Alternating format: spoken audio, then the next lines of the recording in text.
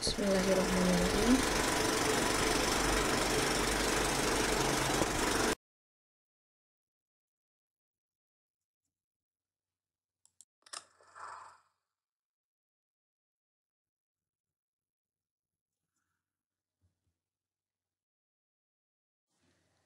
Pada pertemuan kali ini kita akan membahas materi listrik dinamis, tentu yang berkaitan dengan kuat arus listrik, hambatan, dan hukum Ohm terlebih dahulu.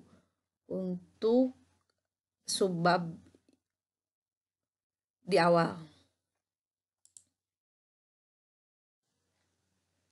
Nah, kuat arus listrik, apa sih kuat arus listrik itu? Kuat arus listrik, kita bahas dulu arus listrik.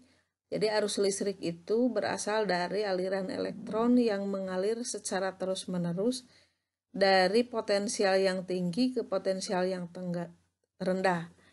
Nah, potensial yang tinggi biasanya ini diperoleh atau berada pada kutub negatif dan potensial yang rendah ada di kutub positif.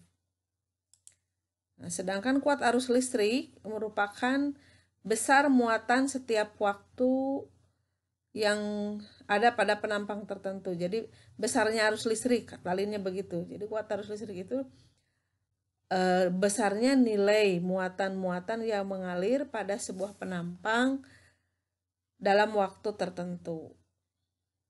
Kuat arus listrik simbolnya dengan huruf I kapital, kemudian satuan dalam sistem SI-nya adalah ampere, disimbolkan satuannya A, ringkasan dari ampere itu huruf A kapital.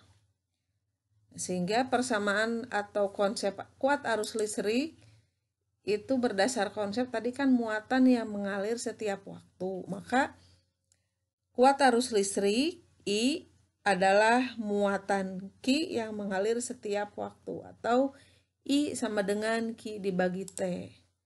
Dengan I adalah kuat arus listrik, satuannya ampere, Q jumlah muatan listrik, satuannya coulomb, dan T adalah selang waktu di mana aliran muatan-muatan tersebut mengalir, satuannya sekon atau detik.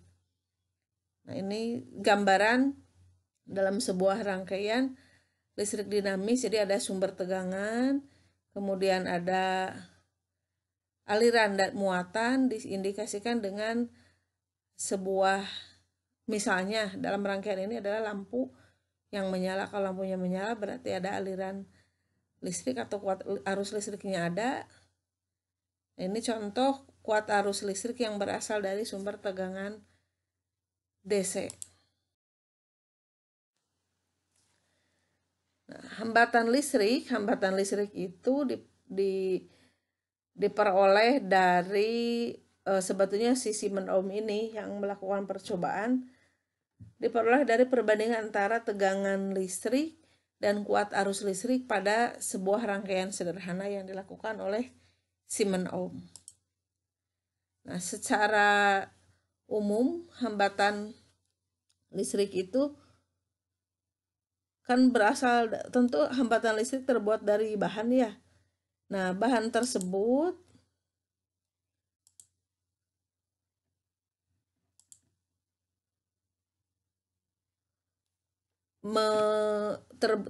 terbuat dari sebuah susunan partikel-partikel atau terbuat dari sebuah zat. Nah, setiap zat mempunyai susunan yang berbeda-beda, maka besar hambatan dari zat yang berbeda mempunyai daya hambat yang tidak sama atau unik. Nah, sehingga besaran resistor atau hambatan tersebut bergantung pada jenis bahan. Misalkan antara bahan konduktor itu kan mudah menghantarkan arus listrik, maka kalau hambatan yang terdapat dalam bahan konduktor, misalkan tembaga, maka daya resistnya atau daya hambatnya kecil. Tapi kalau misalkan pada isolator itu kan zat yang tidak mudah menghantarkan listrik, maka hambatannya sangat besar.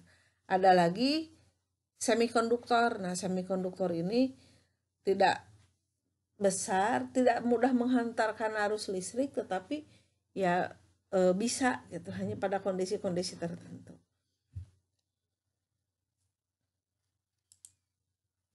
Nilai hambatan sebuah perampang yang digunakan untuk bahan resistor itu nilai hambatannya berbanding lurus dengan hambat jenis bahan. Artinya hambat jenis bahan semakin besar, maka nilai hambatannya besar.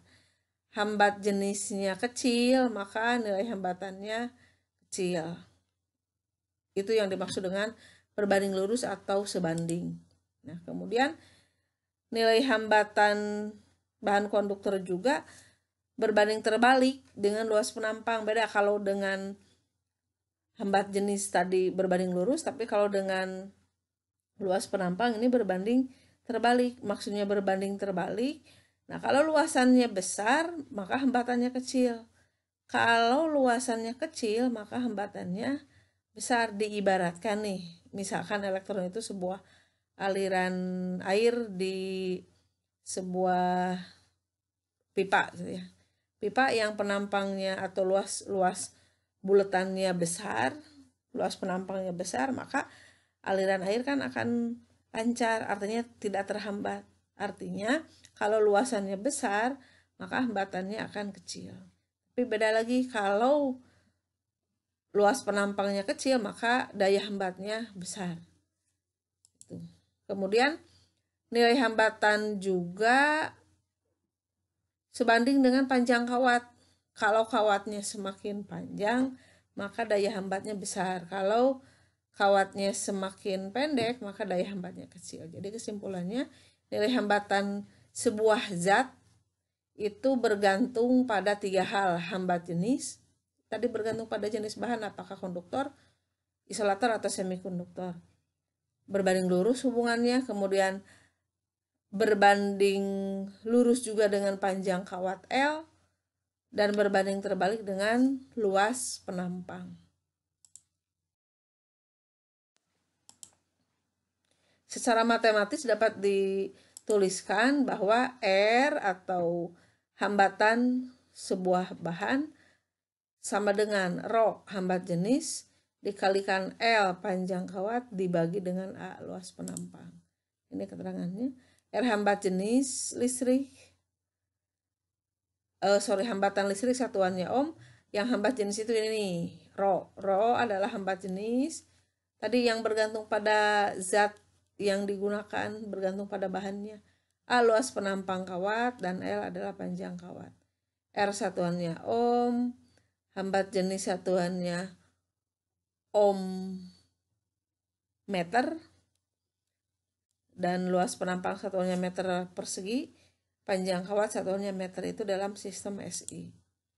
Nah, tadi diungkapkan bahwa hambatan itu diperoleh oleh Siemens ohm. Jadi Siemens ohm ini melakukan percobaan bagaimana sih hubungan antara tegangan listrik dengan kuat arus listrik. Jadi pada saat itu ohm sudah tahu si Siemens ohm ini bahwa arus listrik itu dengan tegangan listrik itu saling berkaitan. Jadi arus listrik bisa ada apabila ada beda potensial listrik atau beda tegangan. Karena arus listrik mengalir dari tegangan tinggi ke tegangan yang lebih rendah. Nah, pengen tahu bagaimana sih hubungannya, apakah berbanding lurus atau berbanding terbalik? Maka si Siemens ohm ini melakukan beberapa percobaan yang mengamati bagaimana hubungan antara tegangan listrik dengan arus listrik. Misalnya nih, pada tegangan yang kecil dipasang sebuah lampu, kemudian diukur bagaimana arus listrik dan tegangannya. Kemudian tegangan listriknya diperbesar, diubah-ubah dengan lampu yang sama. Ternyata menurut ohm, kalau arus itu akan bergantung pada perubahan tegangan. Jadi tegangan listrik diubah, maka arus listrik juga berubah. Ketika tegangan listrik diperbesar, maka arus listrik juga bertambah besar. Ketika tegangan listriknya diperkecil, maka arus listriknya juga mengecil, tapi tidak sama dengan gitu, tidak sama. Nah, si Simon Ohm sudah menemukan dalam hukumnya bahwa perbedaan tegangan pada penghantar itu sebanding dengan arus yang melewatinya. Jadi tegangan listrik dengan arus listrik menurut Ohm adalah berbanding lurus. Artinya tadi tegangan diperbesar, kuat arus besar yang mengalir di dalamnya. Tapi kalau tegangan listriknya diperkecil, maka arus listrik yang mengalir juga kecil. Nah, yang jadi penasaran bagaimana sih kok tidak bisa sama dengan.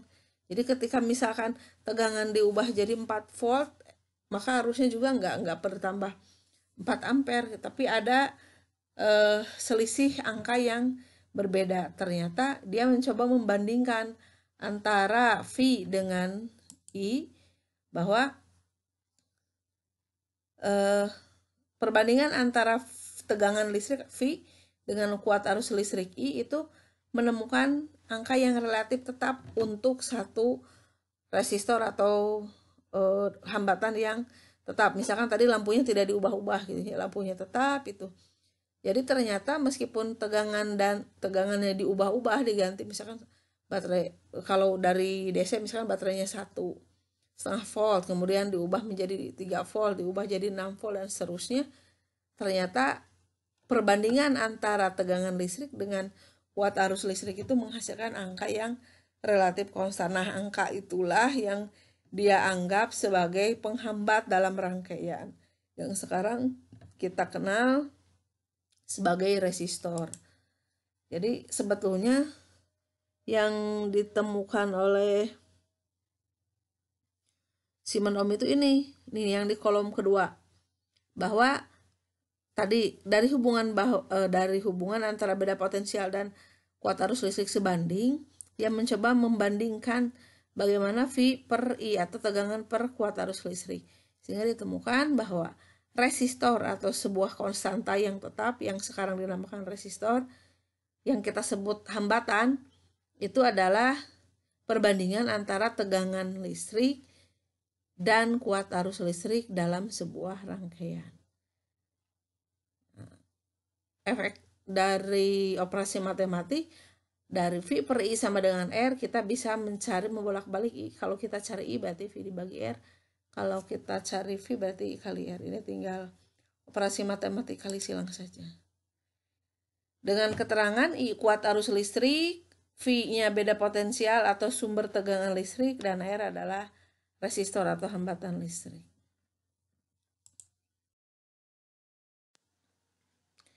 Contoh pertama, tentu arus listrik ya yang dimaksud di sini. Arus 0,75 ampere mengalir dalam filamen bohlam listrik selama 10 menit. Hitunglah muatan listrik yang mengalir dalam filamen bohlam listrik tersebut. Nah, penyelesaiannya begini. Kita diketahui arus listrik, kita lihat yang tadi keterangannya bahwa arus listrik itu simbolnya I, berarti I sama dengan 0,75 ampere. Mengalir dalam filamen bahan selama 10 menit. Ketika ada 10 menit berarti waktu simbolnya adalah T. 10 menit, ini belum sistem SI, kita ubah dulu ke sekon. 1 menit itu 60 sekon. Berarti kalau 10 menit tinggal 10 dikali 60 sama dengan 600 sekon. Bisa dipahami ya, ini hanya penyetaraan satuan. Ditanyakan apa ini yang ditanyakan? Hitunglah muatan. Nah, muatan berarti lihat simbol muatan apa? Q. Ditanyakan Q. Nah, arus listrik itu ada yang berkaitan dengan muatan, berarti kita untuk contoh soal nomor 1 tidak menggunakan hukum Ohm, tetapi menggunakan konsep kuat arus listrik, bahwa kuat arus listrik I sama dengan Q dibagi T, tinggal angkanya didistribusikan, I-nya 0,75, Q-nya ditanyakan, T-nya 600. Jadi 0,75 sama dengan Q dibagi 600. Q sama dengan 0,75 dikali 600. Dari mana ini? Tinggal kali silang saja ya. Jadi konsep fisika sampai memasukkan angka-angka sini. selanjutnya matematik, operasi matematik biasa. Jadi Q sama dengan 0,75 dikali 600 sama dengan 450 kolom. Satuan SI muatan itu kolomnya. Contoh kedua. Sebuah kawat menghantar di arus listrik dengan muatan 450 kolom dalam waktu 1,5 menit. Hitunglah kuat arus listrik yang dialirkan pada kawat tersebut. Sama 3D diketahui, ditanyakan, dan dijawab. Diketahui Q-nya 450 kolom dari sini. Waktu 1,5 menit. Nah ini 1,5 menit. Belum dalam sekon, ubah dalam sekon berarti 1,5 dikali 60 sekon. Hasilnya 90 sekon. Ditanyakan I. Nah berarti konsepnya masih I sama dengan Q dibagi T. I-nya yang ditanyakan, tinggal masukkan angkanya. Q 450, T-nya 90. Jadi I sama dengan 450 dibagi 90 sama dengan 5 ampere. Jadi kuat arus listrik yang dialirkan pada penghantar tersebut adalah 5 ampere. Contoh ketiga. Sebuah kawat dihubungkan ke baterai dengan tegangan sebesar 5 volt dan resistensinya adalah 2 ohm. Hitunglah kuat arus listrik yang mengalir dalam kawat tersebut. Penyelesaiannya diketahui. Tadi ada 5 volt, berarti tegangan listrik. Jadi kita cek di keterangan yang satuannya volt apa. Atau di sini juga ada tegangan listrik. V sama dengan 5 volt. Resistensinya adalah 2 ohm. Berarti resistensinya berarti hambatannya 2 ohm. Ini simbol dari ohm ini begini. Hitunglah kuat arus listrik. Berarti yang ditanyakan adalah I. Lalu dijawab. Nah, berarti karena diketahuinya V dan R, kita tidak menggunakan I sama dengan Q dibagi T, tapi kita sudah menggunakan hukum ohm. Boleh yang R sama dengan apa? Karena yang ditanyakannya I, berarti kita tulis I sama dengan V dibagi R. V-nya 5, R-nya 2. Berarti I sama dengan 5 dibagi 2. 5 dibagi 2, 2,5 ampere.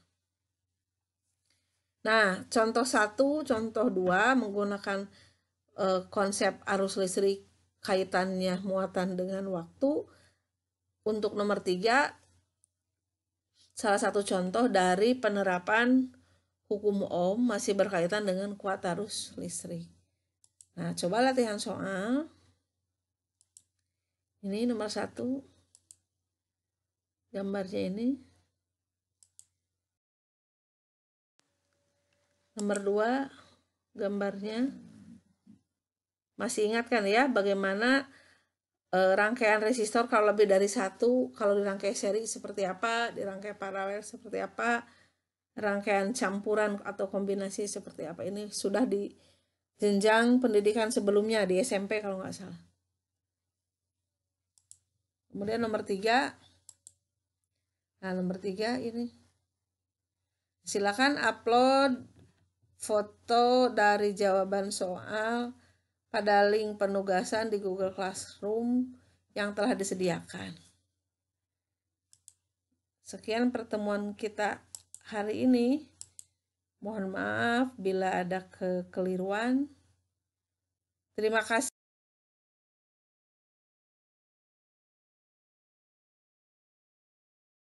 Pada sesi materi berikutnya.